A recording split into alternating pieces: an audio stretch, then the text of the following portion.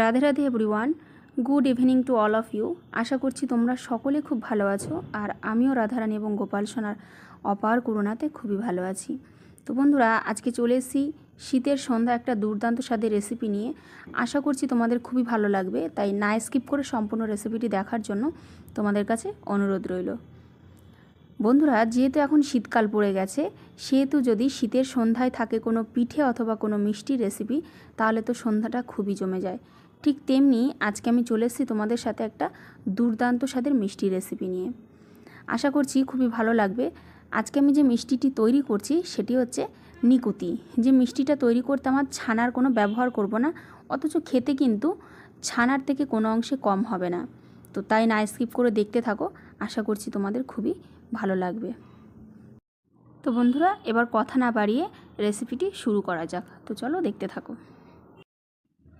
বন্ধুরা, নিকুতি মিষ্টি তৈরি করার জন্য সবার প্রথমেই তৈরি করে নিতে হবে একটা শিরা। তো দেখো, আমি ওভেনের ওপর একটা কড়াই দিয়ে দিয়েছি, আর আমার কড়াইটা খুব বেশি পরিমাণে উত্তপ্ত হয়ে গেছিলো, সেই জন্য আমি একটুখানি জল দিয়ে দিয়েছি, যাতে করে আমি চিনি দেওয়ার সাথে সাথেই ক্যারামেলাইজড না হয়ে যায়। আসলে বেশি যদি গরম হয়ে যায় কড়াইটা, তাহলে কিন্তু চিনি ক্যারামেলাইজড হয়ে যাওয়ার সম্ভাবনা অনেকাংশেই থাকে। তো দেখো, এবার আমি একটা মেজারিং কাপের 1 কাপ পরিমাণে চিনি ব্যবহার করলাম এখানটায়, আর খুব ভালোভাবে আমি চিনিটাকে জলের সঙ্গে মিশিয়ে নিচ্ছি। এবার যেই কাপ মেপে আমি চিনি নিয়েছি, সেই মেজারিং কাপেরই 1 কাপ পরিমাণে জল আমি এতে অ্যাড করছি, এবং খুব ভালোভাবে আমি দেখো নাড়াচাড়া করেছি। বন্ধুরা, এইদিকে চিনিটা দেখো খুব ভালোভাবে গলে গেছে, সেই সঙ্গে দিয়ে দিলাম আমি গোটা এলাচের ফল। এতে কি হয়, শিরার স্বাদটা কিন্তু খুব ভালো হয়। এলাচের ফল শুধুমাত্র ফ্লেভারের জন্যই ব্যবহার করতে হয়, এছাড়া আরও জাস্ট কোনো কিছুর জন্য দরকার হয় না। তোমাদের যদি পছন্দ না হয় তবে স্কিপও করতে পারো। আর সেই সঙ্গে দিয়ে দিচ্ছি আমি বেশ কয়েক টুকরো কেশর। এটা কালারের জন্যই ব্যবহার করছি, তোমরা চাইলে নাও দিতে পারো। তো এবার দেখো, খুব ভালোভাবে নাড়াচাড়া করে নেব এবং শিরাটা ফুটিয়ে নেব খুব ভালোভাবে, খুব বেশি গাঢ় করব না। তো বন্ধুরা দেখো, এদিকে শিরাটা আমার রেডি হয়ে গেছে, আর আমি একটা পাত্রে নামিয়ে রেখে দিয়েছি। এইবার এটাকে ঢাকা চাপা দিয়ে রেখে দেব। এদিকে আমি নিকুতি মিষ্টিগুলোকে তৈরি করে নেব। বন্ধুরা, আজকে আমি যেহেতু ছানা ছাড়া নিকুতি মিষ্টি তৈরি করব, সেজন্য এখানে আমার লাগবে সুজি। তো দেখো, আমি মেজারিং কাপের 1 কাপ পরিমাণে সুজি দিয়ে দিয়েছি।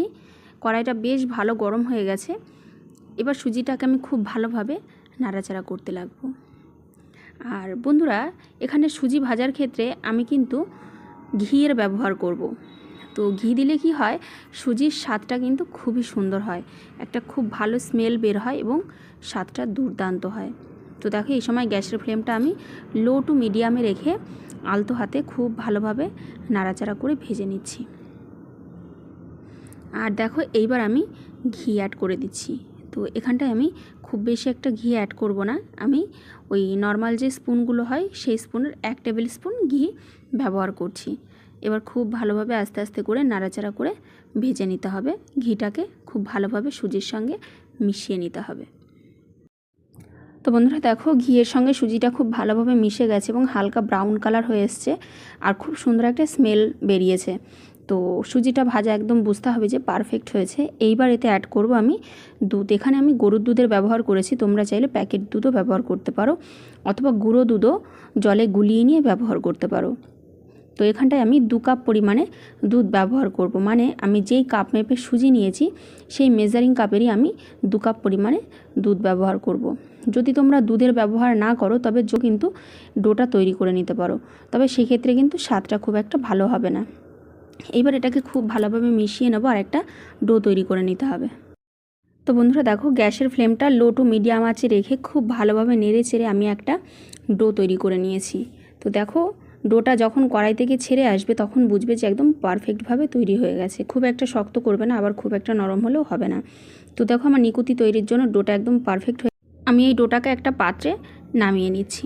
তো বন্ধুরা, ডোটাকে খুব একটা ঠান্ডা হতে দিলে চলবে না, গরম থাকাকালীনই এই কাজটা করতে হবে। তো দেখো, আমি বাইন্ডিংয়ের জন্য এখানটায় 1 টেবিল স্পুন ময়দার ব্যবহার করছি। তোমরা চাইলে এখানটায় কর্নফ্লাওয়ারও দিতে পারো, বাট ময়দাতেও কোনো অসুবিধা হয় না, খুব ভালোই বাইন্ডিং হয়। আর সেই সঙ্গে আমি এখানটায় অ্যাড করছি গুঁড়ো দুধ। তো এখানটায় আমি 2 টেবিল স্পুন গুঁড়ো দুধের ব্যবহার করব। খুব বেশি একটা প্রয়োজন নেই, 2 টেবিল স্পুন দিলে এনাফ।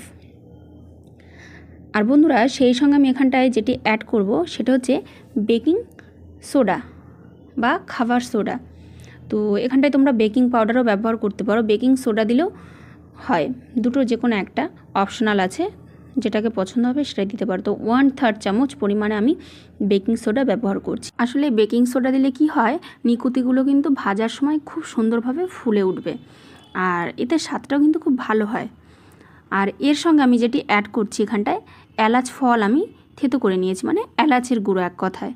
তোমরা চাইলে এখানটায় এলাচ পাউডার বাজার থেকে কিনতে পাওয়া যায়, সেটাকে ব্যবহার করতে পারো, বাট আমি বাড়িতে এলাচ ফলটাকে একটু থেতো করে নিয়েছি, সেটার মধ্যে অ্যাড করে দিয়েছি। এবার দেখো হাত দিয়ে আমি সমস্ত উপকরণগুলোকে খুব ভালোভাবে ডলে ডলে এইভাবে মেখে নিতে হবে। কাজটা কিন্তু বন্ধুরা একটু গরম থাকাকালীনই ধৈর্য সহকারে করতে হবে, বেশি ঠান্ডা হয়ে গেলে কিন্তু হবে না। তো দেখো আমি খুব ভালোভাবে মেখে নিচ্ছি। তো বন্ধুরা দেখো সমস্ত উপকরণগুলো দিয়ে আমি খুব ভালোভাবে মোটামুটি মেখে নিয়েছি। এইবার এখানে আর একটা উপকরণ অ্যাড করছি, সেটা হচ্ছে ঘি। বন্ধুরা ঘি দিলে কিন্তু স্বাদটা খুব ভালো হয়। আমি সুজিটা ভাজার সময় ঘিয়ের ব্যবহার করেছি, বাট যখন আমি একটা ডো সেট করে নেব তখন কিন্তু ঘিটা দিলে খুব ভালো হয়। এক্ষেত্রে কী হবে, থালা থেকে সুজির ডোটা খুব সহজেই ছেড়ে আসবে এবং স্বাদটা কিন্তু খুবই দুর্দান্ত হবে। যখন নিকুতিগুলো ভাজবো তখন কিন্তু এই একটা ঘিয়ের ফ্লেভার থাকবে ওর মধ্যে। তো দেখো আমি ঘিটাকে অ্যাড করে দিয়ে খুব ভালোভাবে আবারও হাত দিয়ে একটু সুন্দরভাবে মেখে নিচ্ছি। তো বন্ধুরা দেখো ফাইনালি আমার ডোটা খুব ভালোভাবে সেট হয়ে গেছে। আশা করছি তোমরা টেক্সচারটা দেখেই বুঝতে পারছো। আর এখানে যে কালো অংশটা দেখতে পাচ্ছ ওটা কিন্তু এলাচ ফলেরই একটা অংশ। তো এখানটা খারাপভাবে কিন্তু তোমরা নিও না। তো এই টেক্সচারে রাখতে হবে। আশা করছি দেখেই বুঝতে পারছো যে কতটা সুন্দরভাবে তৈরি হয়েছে। এবার আমি ছোট ছোট লেচি করে নিকুতিগুলো তৈরি করে নেব। তো বন্ধুরা দেখো আমি খুব সুন্দরভাবে নিকুতিগুলো তৈরি করে নিয়েছি। আশা করছি তোমরা দেখেই বুঝতে পারছো যে কতটা তেলা হয়েছে। আর নিকুতির দেখো একটা তোমাদের দেখিয়েও দিচ্ছি, পুরো স্মুদি হয়েছে। আসলে যদি নিকুতির ওপরটা যদি এরকম স্মুদি না হয় তবে কিন্তু ভাজার সময় ওপরে একটা স্ক্র্যাচ পড়বে, আর সেক্ষেত্রে দেখতেও ভালো লাগবে না কিন্তু। তো দেখো এই রকম যদি তৈরি করে নাও, আশা করছি দোকানের নিকুতি মিষ্টি হার মেনে যাবে। তো এবার আমি নিকুতিগুলোকে ভেজে নেব। দেখো বন্ধুরা এদিকে কড়াইতে তেল গরম করতে দিয়েছি, তেলটা বেশ ভালোই গরম হয়ে গেছে। এবার একে একে আমি নিকুতি মিষ্টিগুলোকে ছেড়ে দিচ্ছি। এই সময় কিন্তু গ্যাসের ফ্লেমটা একদম লোতে রাখবে, যদি গ্যাসের ফ্লেমটা হাই থাকে তবে কিন্তু নিচটা পুড়ে যাবে। তো একে একে আমি সব নিকুতি মিষ্টিগুলো মোটামুটি ছেড়ে দিচ্ছি। আমি দুবারে ভেজে নেবো, একবারে সব মিষ্টি দিচ্ছি না। তো দেখো এবার এই সময় গ্যাসের ফ্লেমটা লো রেখে সমস্ত মিষ্টি ছেড়ে দিয়ে খুব ভালোভাবে নাড়াচাড়া করে ভেজে নিতে হবে। আর বন্ধুরা এক্ষেত্রে ওপর দিয়ে একটু এরকমভাবে তেলটাকে ছড়িয়ে দেবে, তাতে কি হবে, নিকুতি মিষ্টির ওপরটাও খুব ভালোভাবে ভাজা হয়ে যাবে। তো বন্ধুরা দেখো আমার নিকুতি মিষ্টিগুলো খুব ভালোভাবে ভাজা হয়ে গেছে। আশা করছি কালার দেখেই তোমরা বুঝতে পারছো। তো তোমরা চাইলে এর থেকে একটু হালকা কালারও রাখতে পারো, বাট আমি একটুখানি মাঝামাঝি গোল্ডেন ব্রাউন একটু কড়া পাকেই ভেজে নিয়েছি। তো একে একে এইভাবে আমি বাকি মিষ্টিগুলো ভেজে তুলে নেব। বন্ধুরা এদিকে আমার সবগুলো নিকুতি মিষ্টি ভাজা হয়ে গেছে। এইবার আমি যে শিরাটাকে প্রথমে তৈরি করে নিয়েছিলাম সেই শিরাটাকে একটু গরম করে নিয়েছি, আর একে একে আমি নিকুতি মিষ্টিগুলোকে দেখো এর মধ্যে ছেড়ে দিচ্ছি। এবার এইভাবে আমি নিকুতি মিষ্টিগুলো দেওয়ার পরে মিনিমাম 30 মিনিট ঢেকে রাখবো। তোমরা যদি এর থেকে বেশি সময় রাখতে পারো তবে কিন্তু আরও সফট হবে। তবে 30 মিনিট রাখার পরও তোমরা দেখতে পাবে যে কতটা সফট এবং স্পঞ্জি হবে মিষ্টিগুলো। তো দেখো একে একে আমি সমস্ত মিষ্টিগুলো দিয়ে দিয়েছি এবং খুব ভালোভাবে নাড়াচাড়া করে নিলাম হাতা দিয়ে। এবার একটা পাত্রে আমি ঢেকে রেখে দেবো।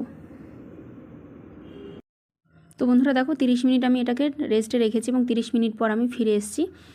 তো দেখো ফাইনালি রেডি হয়ে গেছে আমার ছানা ছাড়াই দুর্দান্ত স্বাদে নিকুতি মিষ্টি। তো আমি দেখো সার্ভিং বলে সার্ভ করে দিয়েছি, আর একটা তোমাদেরকে কেটেও দেখিয়ে দিচ্ছি যে কতটা সফট এবং স্পঞ্জি হয়েছে। তো এই মিষ্টি কিন্তু দোকানের মিষ্টিকেও হার মানায়, আর যেখানে কোনো ঝামেলাই লাগে না এবং ছানার কোনো প্রয়োজন হয় না। তো দেখো কতটা সফট এবং কতটা স্পঞ্জি হয়েছে, আশা করছি তোমরা দেখেই বুঝতে পারছো। তো বন্ধুরা শীতের সন্ধ্যায় যদি এরকম একটা দুর্দান্ত স্বাদের মিষ্টি রেসিপি থাকে, আশা করছি বাড়ির সকলেরই মন জয় করে নিতে পারবে। তো আর এই মিষ্টিটা খাওয়ার পর তোমাদের মনে হবে না যে দোকান থেকে মিষ্টি কিনে নিয়ে এসেই খাই। তো এরকম দুর্দান্ত স্বাদের মিষ্টির রেসিপি আশা করছি তোমাদের খুবই ভালো লেগেছে। যদি ভিডিওটি ভালো লেগে থাকে তবে লাইক কমেন্ট শেয়ার করো, আর চ্যানেলটিকে সাবস্ক্রাইব করে আমাদের পাশে থেকো। বন্ধুরা পাশে থাকা বেল আইকনটা কিন্তু অবশ্যই প্রেস করে দিও, যাতে করে আমি যখনই ভিডিও আপলোড করব সবার প্রথমে তোমার কাছে নোটিফিকেশান চলে যায়। আর তোমরা কমেন্ট করো, অবশ্যই জানিও, তোমাদের কমেন্ট পড়তে খুবই ভালোবাসি। তো নেক্সট কী ধরনের রেসিপি চাও সেটা আমাকে কমেন্ট বক্সে অবশ্যই জানিও। আর ভিডিওটি যদি ভালো লেগে থাকে তবে তোমাদের ফ্রেন্ডসদের কাছে প্রচুর পরিমাণে শেয়ার করো। তো বন্ধুরা দেখা হবে আবার একটা সুন্দর রেসিপি নিয়ে তোমাদের সঙ্গে। ততক্ষণ পর্যন্ত তোমরা সকলে ভালো থেকো, সুস্থ থেকো, পাশে থেকো আর আমাকে এইভাবেই ভালোবাসা দিয়ে যেও। তো তোমাদের সকলের জন্য রইল অসংখ্য ভালোবাসা এবং শুভকামনা। সকলে ভালো থেকো, সুস্থ থেকো। রাধে রাধে।